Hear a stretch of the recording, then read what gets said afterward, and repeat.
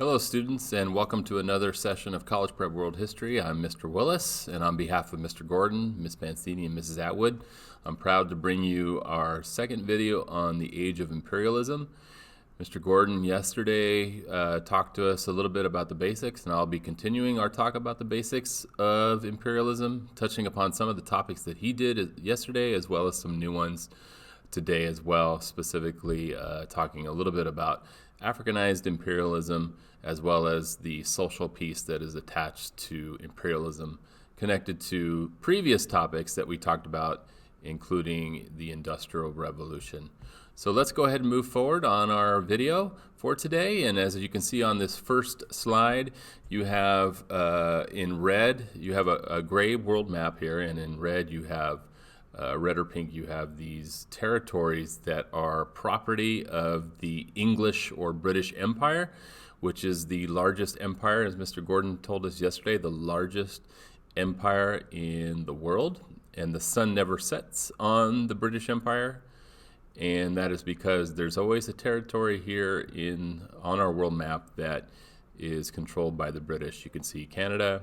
You can see territories in Antarctica. You can see territories in Australia, in Africa, which we'll talk about a little bit today with Africa, not necessarily the English part, but and then India, which is considered the crown jewel of the British Empire. All right, so let's move on to our first interesting slide here in our presentation, which everybody should get a kick out of, especially if you watch film. So the idea or concept of imperialism, which we'll cover here on the slide after this, will be the definition.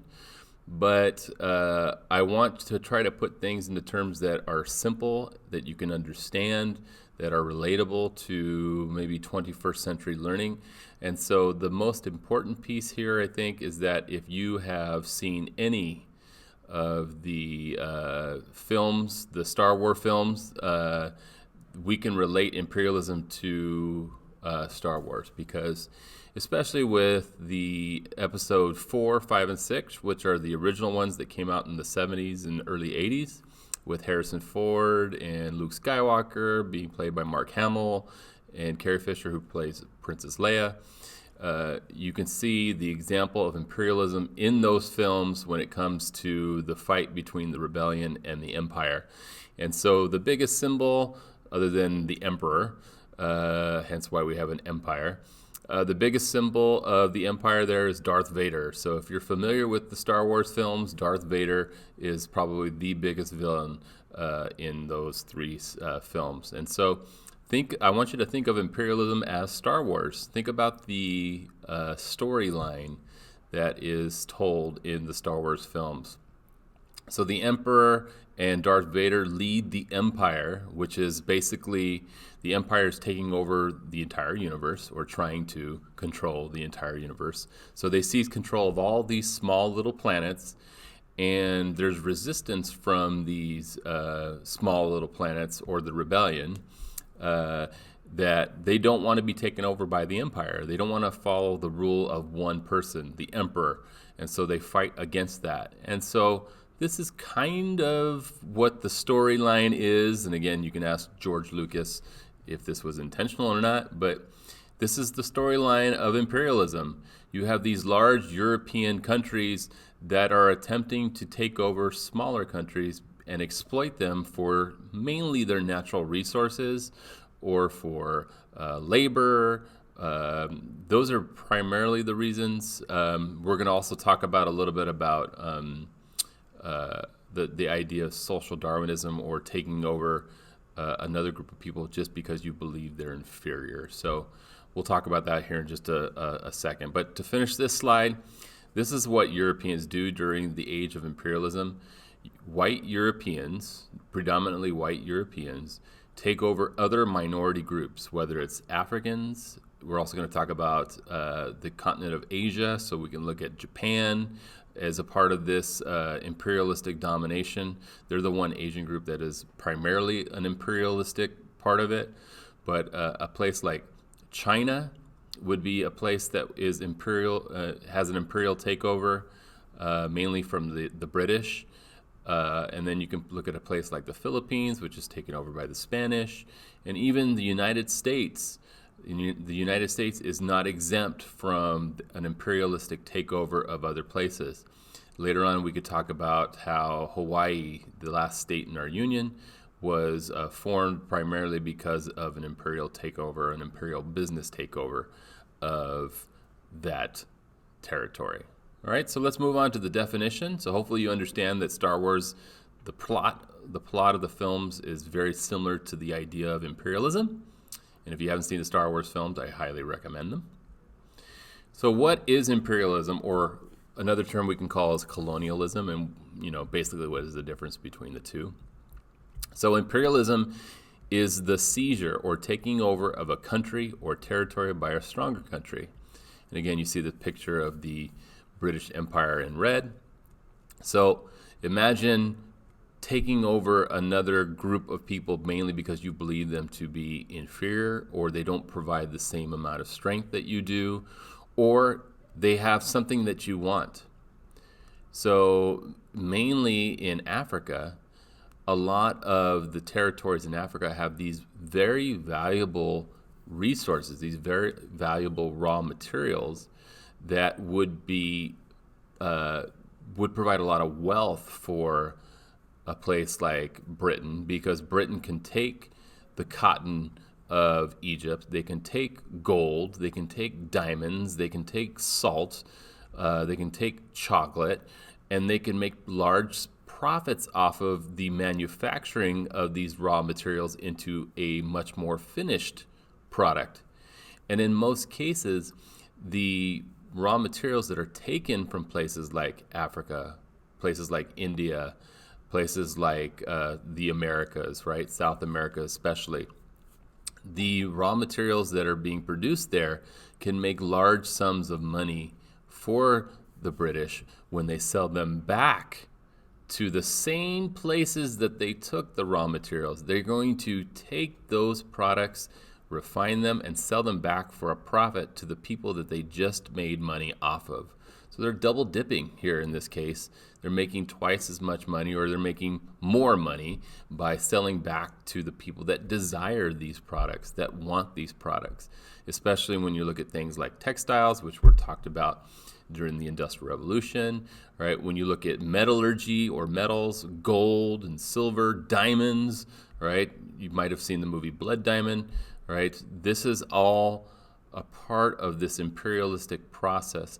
And in the case of imperialism or colonialism, and the term colonialism means when you colonize a territory, when you bring people in to take over those territories, because there's many different forms of imperialism.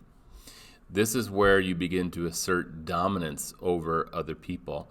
And it's mainly because they look at these other races, they look at other skin colors, and they assert dominance, white dominance over black skin color, over other minority skin colors, right?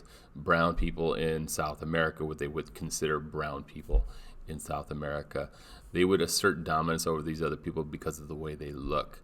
And so the formations of racial injustice, the formations of racism, which are formed a long time before imperialism, are just strengthened because of the imperialistic takeover of these other parts of the world.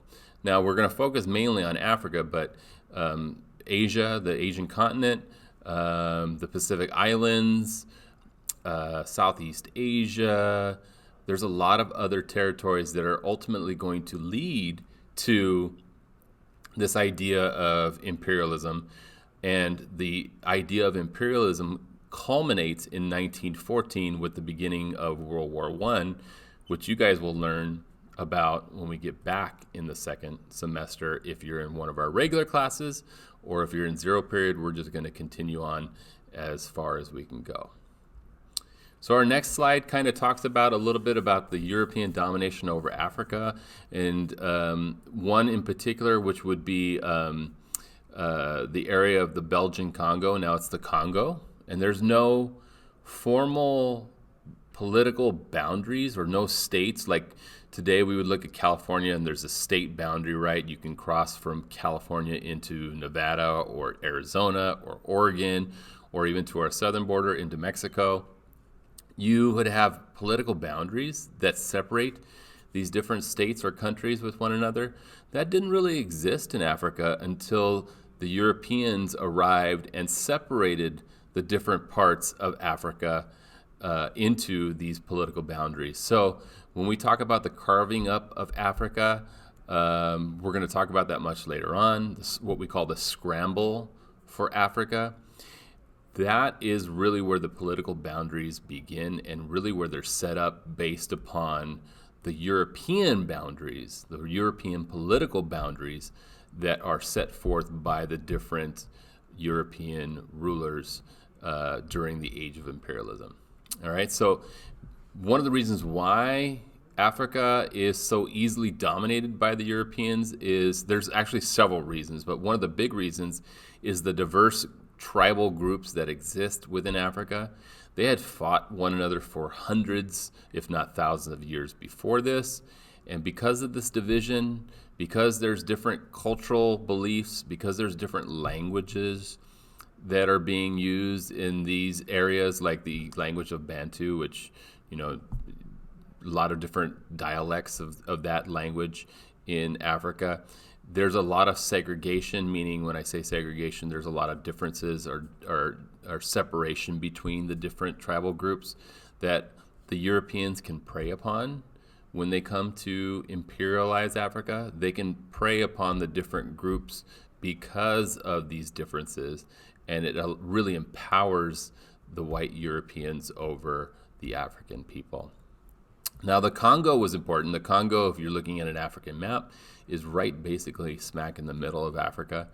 It is a territory that is rich in natural resources. And so the Belgian king, Leopold II, wanted to acquire this land. And so he was able to do so by signing various treaties with the different Congan king and other tribal groups in order to gain the territories in the center of the Congo and monopolize the raw materials that are available in that part of the world. And so therefore, this is one of the first countries, Belgium, that takes advantage of the imperialistic takeover. And it's after this where we have the Berlin Conference, where they discuss how we should divide the different parts of Africa up. If you're a European country, how should we divide them up? And so Mr. Gordon talked about that a little yesterday with you guys.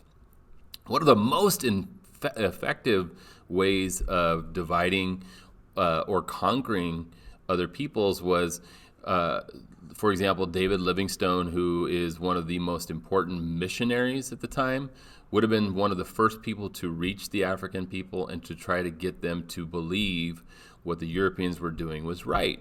So they would try to convert these Africanized people who they saw as savages. They would try to convert them to Christianity. And this was one way to assert power over the Africanized people, was to assert religious dominance over these people. Get them to believe that this is God's will, that they are being taken over by a much more civilized European society. All right, and so this is really setting the stage for Europeans to believe that they're superior to the African people. And during the age of imperialism, this plays a huge role, which I'll talk about in just a moment.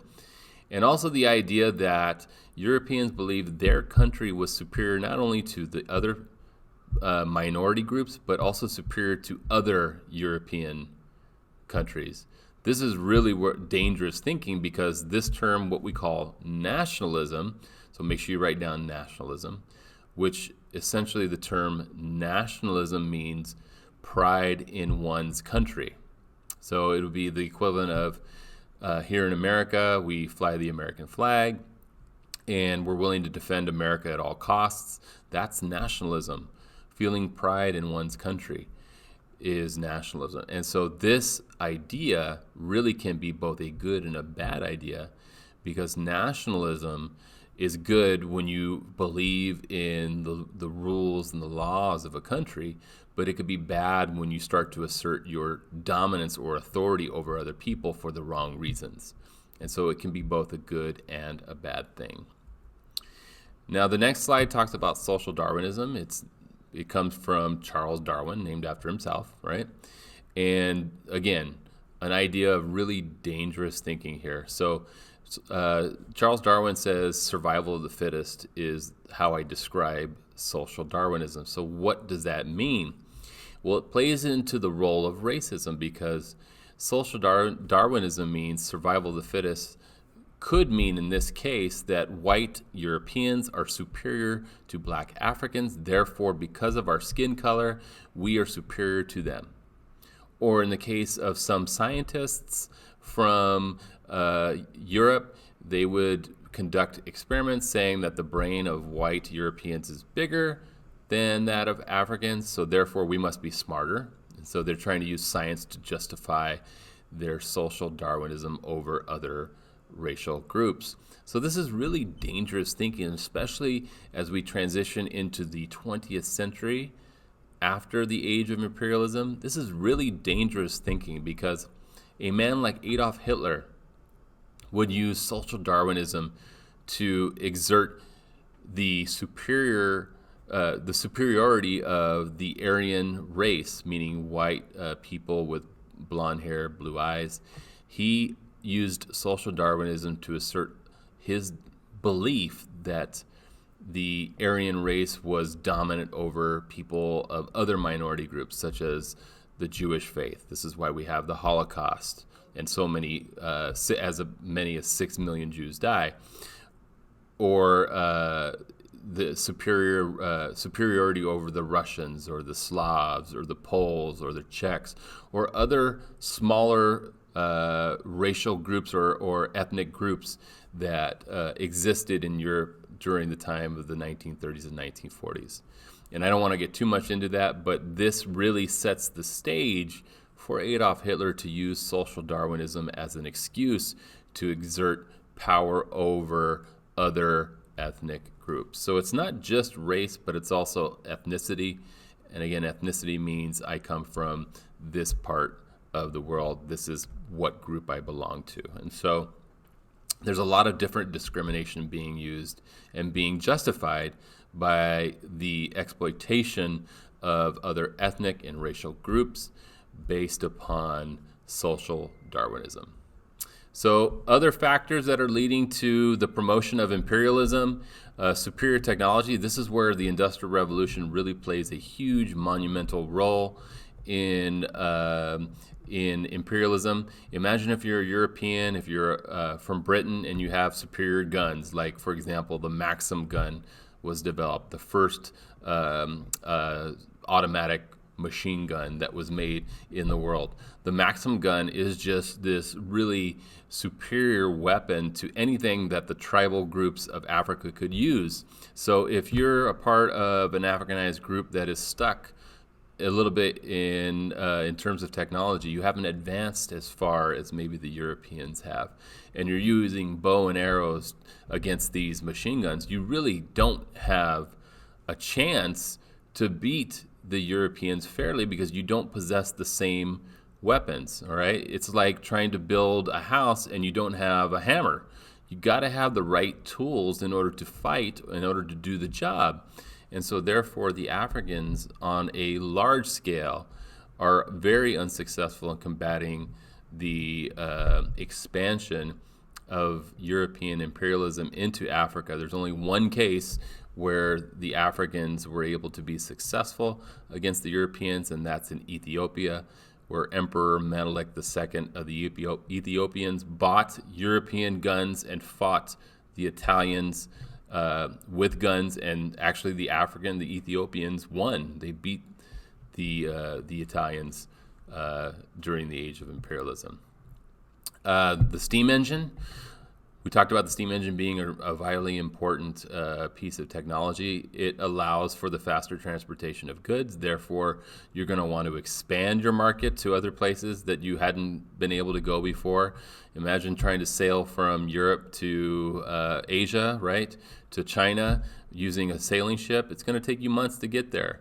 With a steamship, it's not going to take you as long, and so therefore there's going to be a desire for a much more readily available good that you wouldn't have been able to get your hands on previously. So therefore, the steamship, the weapons that are being produced because of the Industrial Revolution now are really giving an advantage to the Europeans.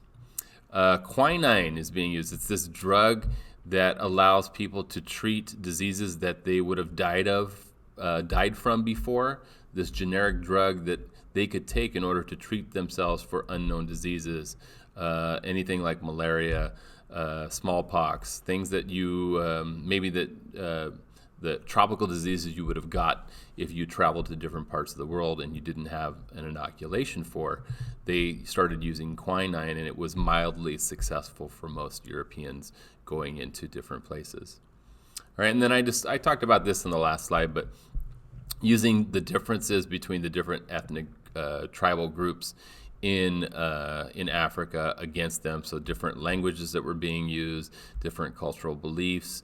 Remember, slavery had been around for a period of time before this, where Africanized kings were enslaving other Africanized people, and so the Europeans were using these divisive policies against the Africans to pit them against one another and ultimately take advantage of their weakness. And so this all was going to lead to a strengthening of the imperialistic age for the Europeans. So that's my basic wrap up for this presentation for the foundations of imperialism. I hope you guys get an idea of what we're looking at here with the imperialistic age. We'll be talking a little bit more in depth about specifics here, as well as covering other areas like China with you guys before we end next week here for the first quarter. Again, this is Mr. Willis from room 205. Hope you guys are doing well. We'll see you guys soon.